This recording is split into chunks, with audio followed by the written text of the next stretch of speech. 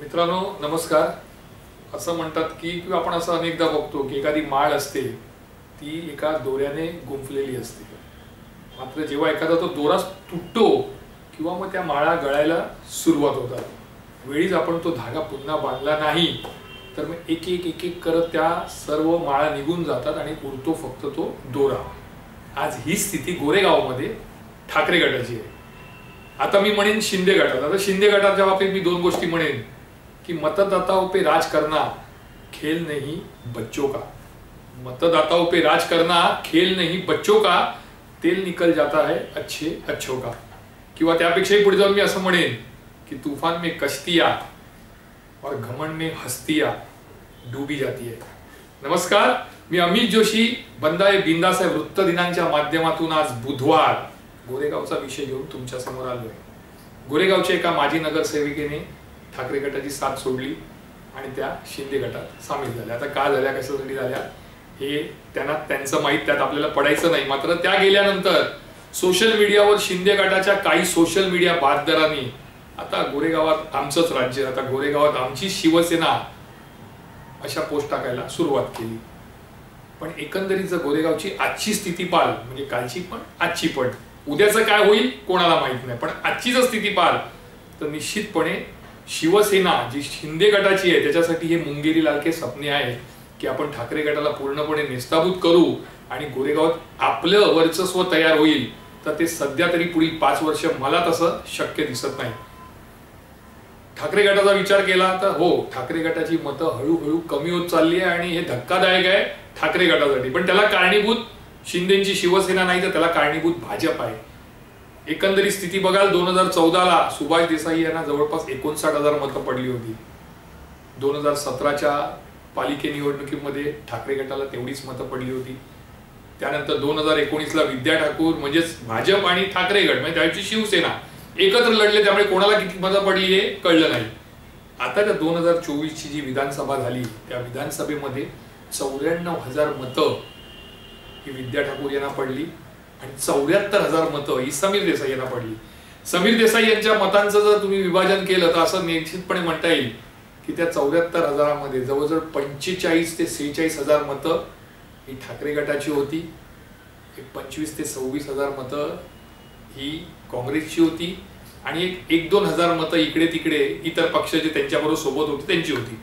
त्याच वेळी विभाजन करताना तुम्ही भाजपचं कराल तर 94,000 जी मतं होती, एकंदरीत जर गोरेगावच्या काही वॉर्डाचा अभ्यास केला तर तिथे काँग्रेस थोड्या प्रमाणावर भाजपला फॉर होती।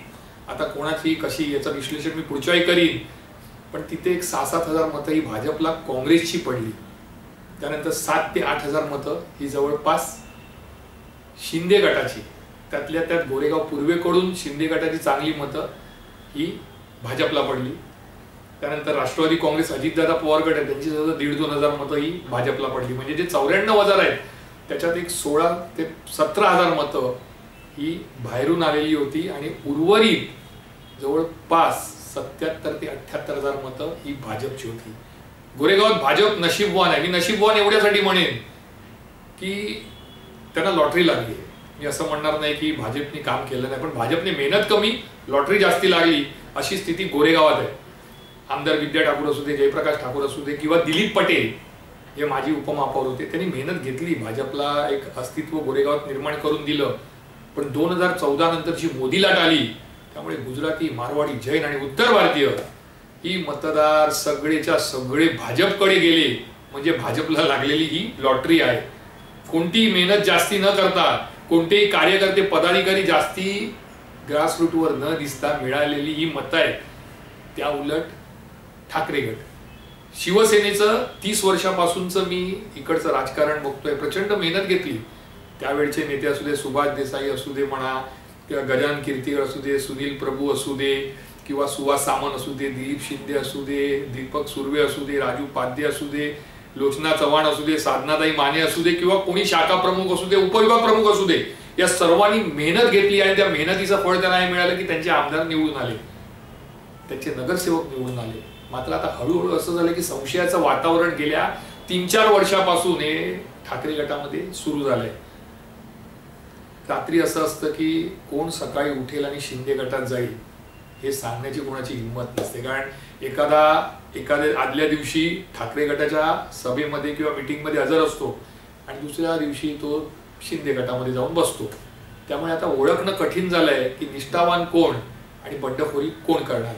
ठाकरे गटाला कारणही तसंच आहे. ठाकरे गटामधला अंतर्गत संघर्ष जो आहे तो आजही पक्षश्रेष्ठींना म्हणा किंवा गोरेगावातल्या नेत्यांना तो मिटवता आलेला नाही. ते मिटवण्यासाठी मिटिंग घेतात, तेवढ्या वेळापुरतं ते पदाधिकारी बसतात आणि मागे वळले की एकमेकाच्या विरोधात कुरघोडी करतात. कार्यकर्त्यांचं तेच आहे. आज ग्रासरूटवरचं कार्यकर्ते बघाल तर दोनच पक्षाचे कार्यकर्ते हे ग्रासरूटवर जबरदस्त दिसतात. मी तर 3 पक्ष म्हणेन, त्यातला एक पक्ष हा ठाकरे गट, दुसरा मनसे आणि तिसरा रिपाई आठवले गट. हे नेहमी आंदोलनात, कुठेतरी मोर्चात किंवा काही ना काही विषय घेऊन लोकांच्या मदतीला धावताना दिसतात. इतर पक्षांपेक्षा ते अग्रेसर असताना दिसतात. मात्र तरी देखील आज कार्यकर्त्यांची जर ठाकरे गटात स्थिती पाहिली तर ते अस्वस्थ आहेत.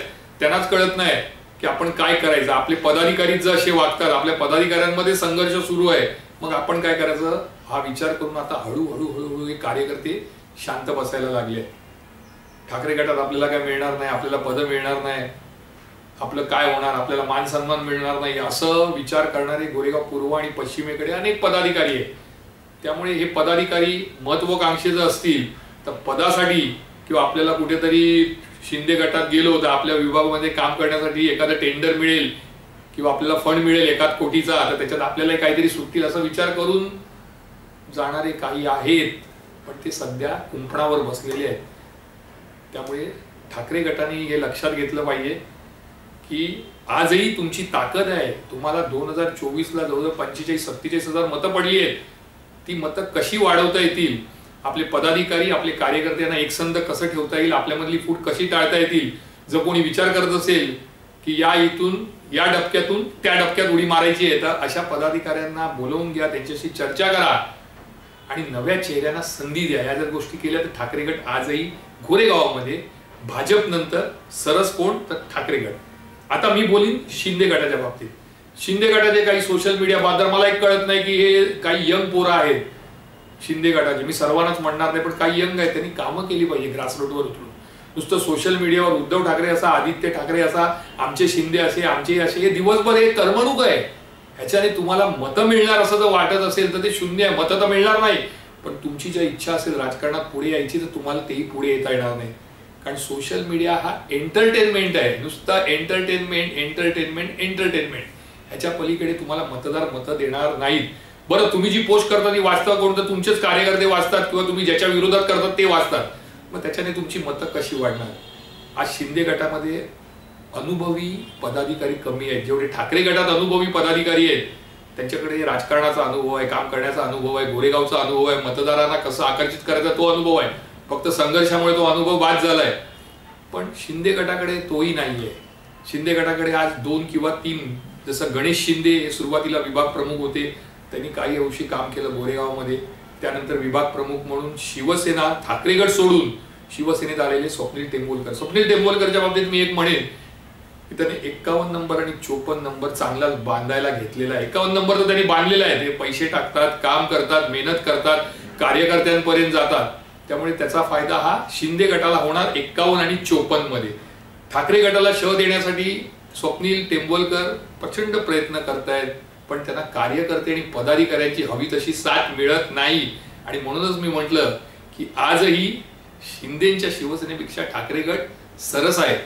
आज ठाकरे गटामध्ये कोण आहे. स्वप्नील टेंबोलकर सोडले, गणेश शिंदे, कोयना वसाहत आसपासचा भाग सोडला, लोचना चव्हाण ज्यात वॉर्ड क्रमांक 56 मधून सोडून गेले. आता ते गेल्यानंतर किती मतं त्यांना मिळतील किंवा किती मतांवर ते ठाकरे गटाच्या डल्ला मारतील हे येणारा काळ ठरवेल. किंवा मग 58 मध्ये लक्ष्मण नेरकर असतील, असे 3-4 जर लोक सोडली तर कोणत्या वॉर्डामध्ये आज शिंदे गटाची ताकद ठाकरे गटांपेक्षा अधिक आहे हे बघणं सर्वात महत्वाचं आहे. मला विचारलं तर मी सांगेन की नाही, 51 मध्ये शिंदे गटाची ताकद निश्चितपणे जास्ती आहे ठाकरे गटापेक्षा. 54 गटामध्ये स्वप्नील टेंबोलकर प्रयत्न करतायत, त्यांच्या प्रयत्नांना यश आलं तर तो ठाकरे गटासाठी झटका असेल. बाकी पश्चिमेकडे 50, 55, 56, 57 आणि 58 या ठिकाणी शिंदे गटाचं फारसं अस्तित्व नाही. कार्यकर्ते पदाधिकारी काम करताना दिसत नाहीत.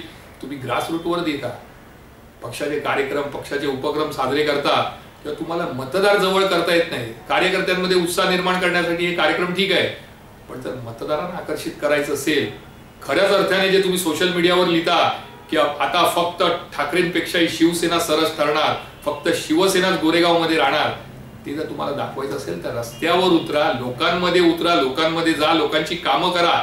आणि सोशल मीडियावर अशी भमकपबाजी करण्यापेक्षा ग्रासरूटवर या, कामं करा आणि लोकांचा विश्वास जिंका. आज गोरेगावची स्थिती बघाल तर शिंदे गटाने किती बोंबाबोंब केल्या, किती बोलले, तरी आजही ठाकरे गट हा गोरेगावात सरस आहे. आणि जर शिंदेचे पदाधिकारी आणि कार्यकर्ते स्वप्न पाहत असतील की नाही ठाकरे गटापेक्षा आम्ही सरस आहोत, तर मी असं म्हणेन ते मुंगेरी लाल के सपने आहे. मी अमित जोशी पुन्हा एकदा रविवारी महाराष्ट्राचा राजकीय विषय घेऊन तुमच्या समोर येईन. तोपर्यंत तुमची रजा घेतो. जय हिंद, जय महाराष्ट्र.